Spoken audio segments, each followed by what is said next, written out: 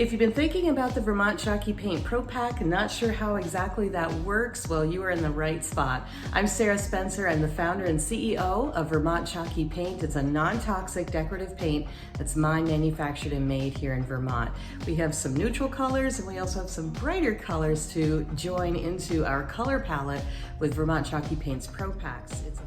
This is our Colonial green, an emerald green that's brilliant. We're going to clean this cabinet door and then apply our base coat of Colonial green, let it dry completely, and then apply the drizzle. A little goes a long way. Use the round brush to blend it in.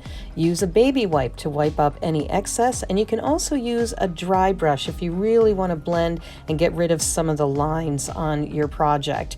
Then at the end, you simply use our clear coat.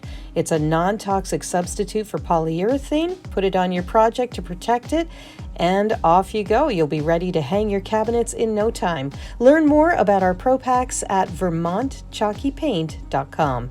That's VermontChalkyPaint.com.